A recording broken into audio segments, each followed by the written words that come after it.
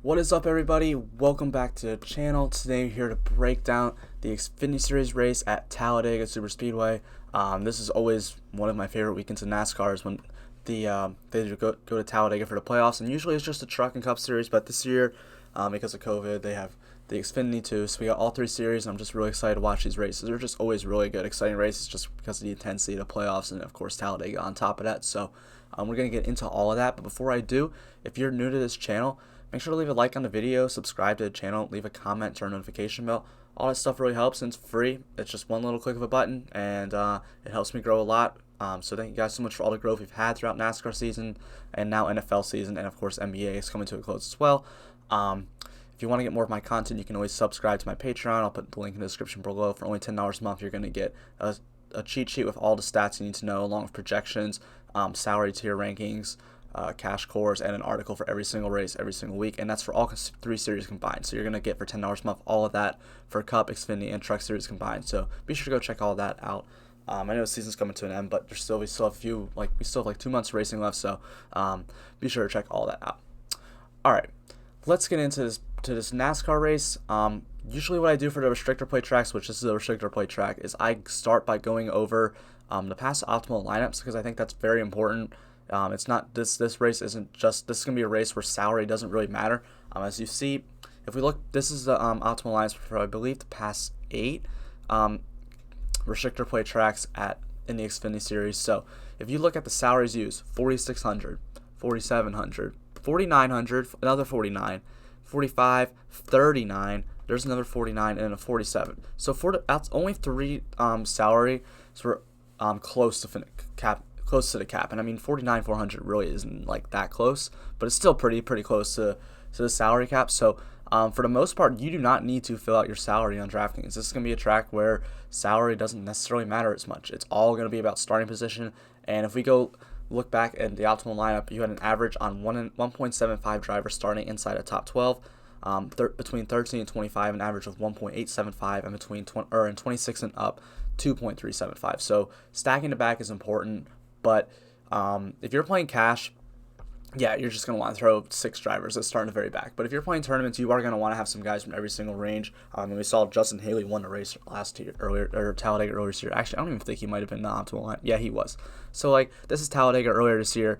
You had Justin Haley that started on a pole in the optimal, and then Ross Chastain who started 9th in the optimal lineup. So, you don't need to just you actually don't want to just stack the back to win the tournament. You're going to want to have some guys in all the ranges. So usually if I'm using an optimizer, I'm probably going to set a rule for at least 2 drivers starting 26 or back, at least 1 driver in the top 12, and at least 1 driver in 13 and 25, and then go from there with other stuff. But that's a general rule that I usually go with, at least for the Xfinity Series race. And the Cup will be a little bit different, but that's why I go for the Xfinity race at the restrictor plate tracks. So I think that's stuff that's very important to do so if you're going to play tournaments. Now, if you are playing cash, once again, just stack the back. That's the way to go. That's what everyone else is going to do.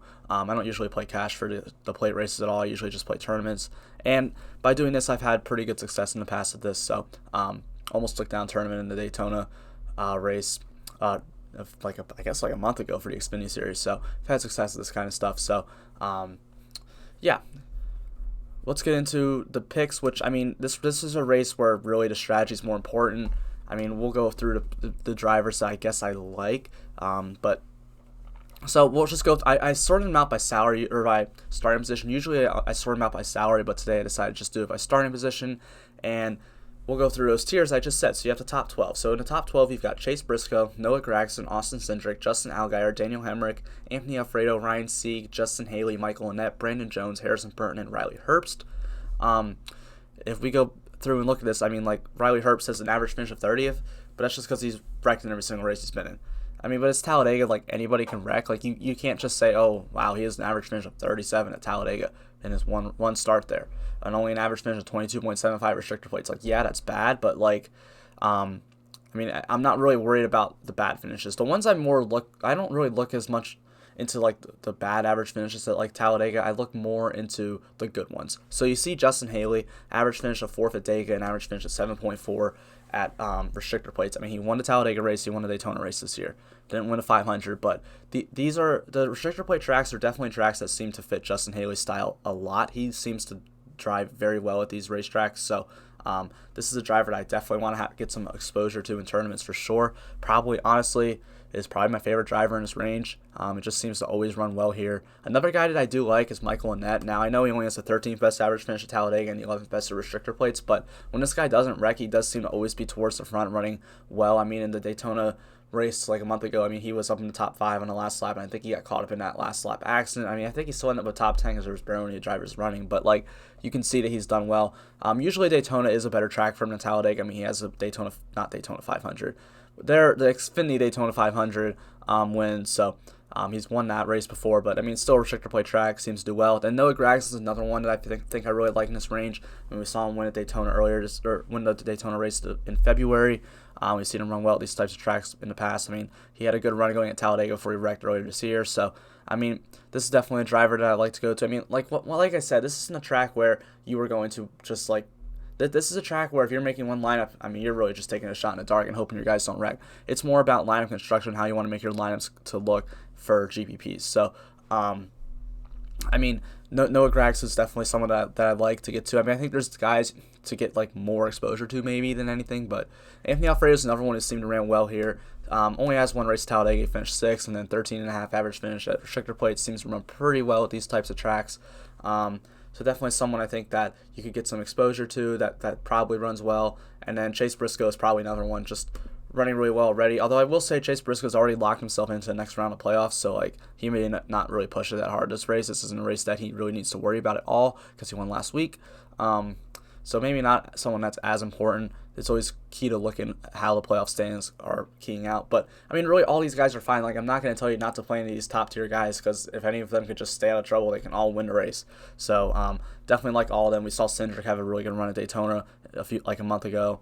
Allgaier seemed to never really run so great here. Hemrick, another one, probably doesn't seem ever to run so great. But Hemrick always wrecks. So, like, if there's one guy to just, like, not play because they always wreck, I guess it's Riley Herbst and then Hemrick. They always seem to wreck no matter where we go, honestly. Brandon Jones has run solid here. Harrison Burton wrecked at Talladega, but's run well at Daytona. So, I mean, you just can't really always go wrong by these guys. And this is a track where also lap sled isn't going to really matter. So, I mean, we can go look at the lap sled if you really want to, but, like, dominator points aren't important. Like, if this guy, like, if someone leads 24 laps, if Briscoe leads 24 laps and wrecks in the last 10 laps and finishes 28th, he isn't going to be in the optimal lineup. So, you're not going to try to bank on lap sled.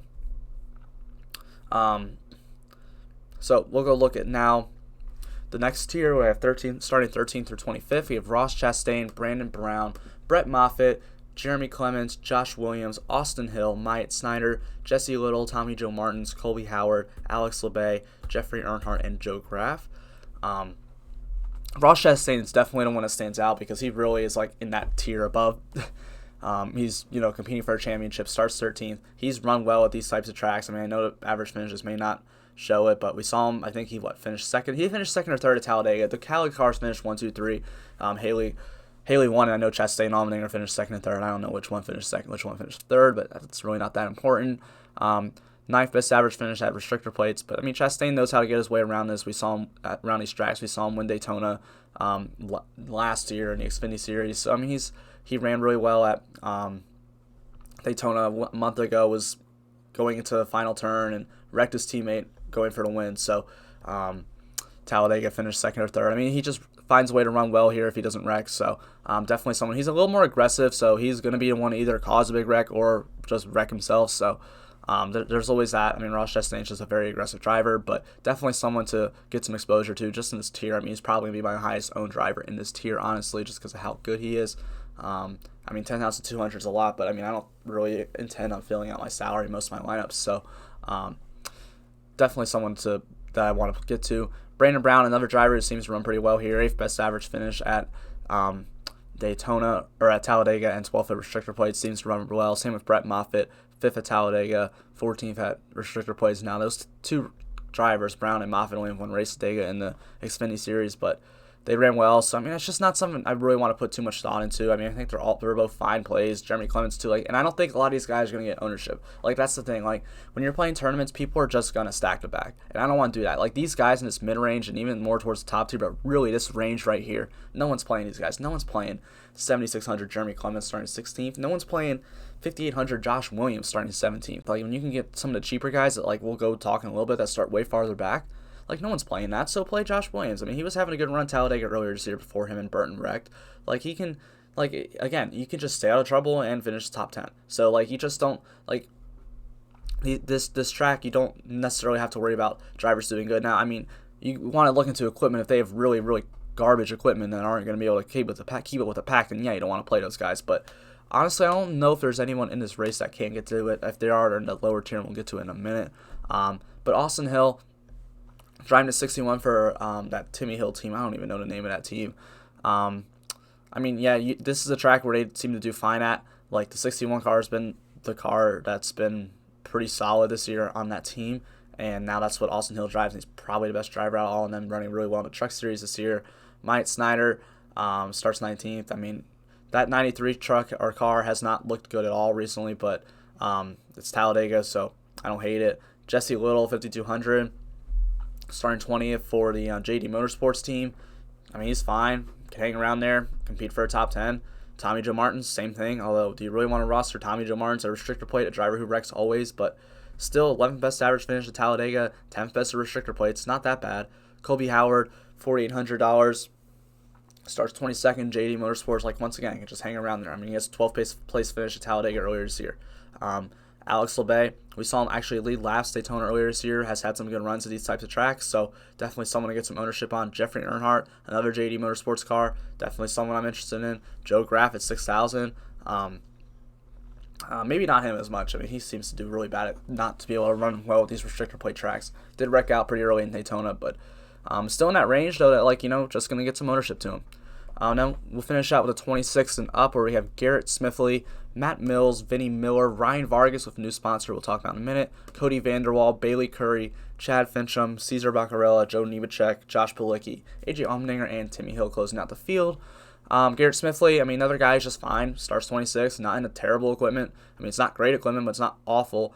Definitely someone to get some ownership on. Matt Mills, though, whenever we come to the plate races, that car does not seem to have the speed to keep up with the pack, so maybe someone I won't get any exposure to is Matt Mills. They've been running pretty decently as of late, but whenever we go to the plate tracks, they seem to be off the pace, so probably not someone I want to get too much exposure to. Vinnie Miller, 6,200 is fine. 13th best average finish at Dega, 15th at plate tracks. Now, Ryan Vargas is the one I think is interesting because, I mean, yeah, he's never raced here in the Xfinity Series, but now he's got a new sponsor. TikTok sponsoring him now, so there's more funding on that car. That's probably going to be the best car for the rest of the year on that team, on JD Motorsports. So now that there's more funding, that definitely helps Ryan Vargas' case a lot. I like him at 7,700. I mean, I know it's Talladega, but still, I mean, it starts 29th. I think that car's going to be faster than a lot of people realize and a lot of other cars in this range, so definitely going to have some exposure to Vargas, although he probably will end up wrecking just like everybody else. But Cody Vanderwall, I'm not going to play Cody Vanderwall because I feel like that guy wrecks literally every single race, so I don't want to go there, but that's just another guy. I mean, he never has the speed to keep up with the pack either. Bailey Curry, he's fine, starts 31st, 5,600. Chad Fincham, 6,400, starts 32nd, he's fine. Cesar Baccarella, 5,500, always races to play tracks, he's fine. Joe Nemechek at 6,700 is racing in that number 47 Mike Harmon racing car. That car finished top 10, top 20 at Daytona earlier this year, was in the optimal lineup, I know that, so he's fine. Josh Palicki, $6,900. I mean, he's okay if you want to go there. Probably not the best equipment, but definitely someone to get some exposure to. AJ Allmendinger is going to be the chalkiest player on the slate, $12,000. Yeah, I know you guys been waiting for me to get to AJ Allmendinger. Well, he starts 36, so that's why he's last. Look, he is the third best average finish at Talladega. 22nd, only the 23rd at plate tracks, but I don't really care. We've seen okay, all right. So let's see. He didn't race Daytona, the February race Daytona, but Talladega he was one of those Kyle cars, finished 1, 2, 3. Daytona a month ago, he was led the most laps in that race. He was out front the entire time, and he started in the back. He's starting in the back for both these Daytona Talladega races. He was out front going into the final corner, and his teammate wrecked him. So that was unfortunate, but he still made the optimal. I mean, starting 36, I think he finished like, 11 for 12, and that was fine with all the laps led to. I mean, again, we're not going for laps led, but still 11 for 12 is fine starting 36. Even if he does that tomorrow, like, I think there's still a good shot that he is in the optimal line for not tomorrow, Saturday. So yeah, I think Allmendinger is a fine guy to go after, and then he also won Daytona last year. So like, I just think that this is just where he's so good. Sometimes there's I think chalk that's worth fading in these cup races, or not these cup races, these plate races. But I don't want to go fade age Allmendinger here. He's just too good. Timmy Hill, $8,400 starting 37. I usually say don't play Timmy Hill for $8,400, but he's actually pretty good at the plate tracks. Ran third at Daytona earlier this year, starting 37. Definitely gonna have some ownership to him, but probably not a ton, because I think a lot of people will probably play him because of that, but still going to have some exposure to him. But yeah, I think that's really all I got to say on this video. I mean, I know it's a short one for NASCAR. I mean, all threes are going to be short because it's just really more about the strategy. That's so much more important, knowing of what kind of drivers to put in your lineup. There's not really any picks for Talladega.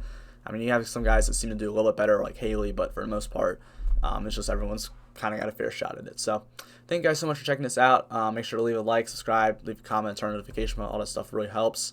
And I hope you guys have a great weekend of watching NASCAR, and hopefully make some money. Make sure to check out my NFL stuff. Comes out tomorrow.